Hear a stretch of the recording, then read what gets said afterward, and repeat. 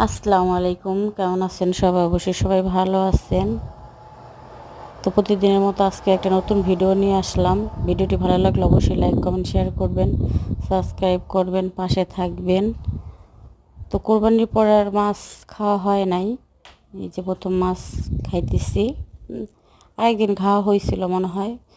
তো আজকে রান্না করতেছি পাবদা মাছ। প্রথমে কড়াইতে তেল দিয়ে দিলাম, তারপর আদা রসুন বাটা, পেঁয়াজ বাটা, জিরা বাটা এগুলো দিয়ে সুন্দর করে সময় নিয়ে কষিয়ে নিব।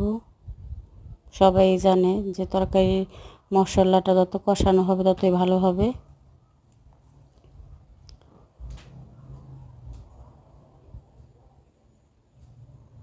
লাইটিংয়ের কারণে হয়তো বা ক্যামেরায় ভালো না আসতে পারে, একটু সাদাসে সাদাসে কেমন যেন লাগতেছে লাইটিংয়ের কারণে, কিন্তু আসলে কালারটা এরকম ছিল না। লবণ দিয়ে দিলাম,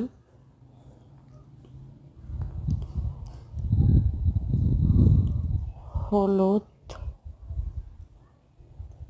মরিচের গুঁড়ো দিয়ে দিলাম পরিমাণ মতো।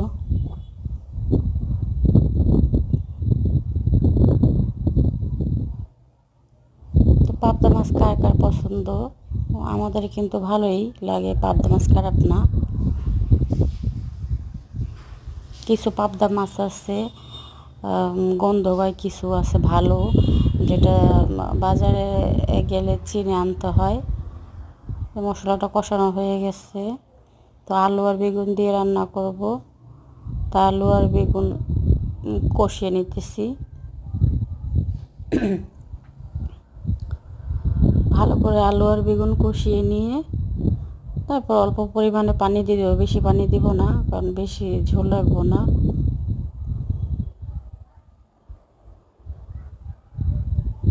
পরিমাণ মতো পানি দিয়ে দিব।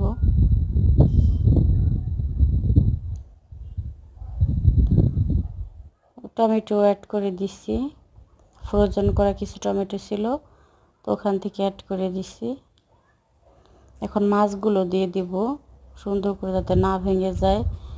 এই জন্য পাবদা মাছ এমনি অনেক নরম হয়, তো মাছগুলো কিন্তু অনেক বড় বড় ছিল।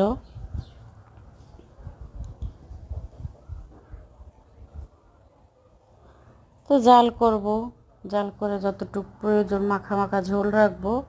তো এই যে আমার তরকারিটা প্রায় হয়ে আসছে।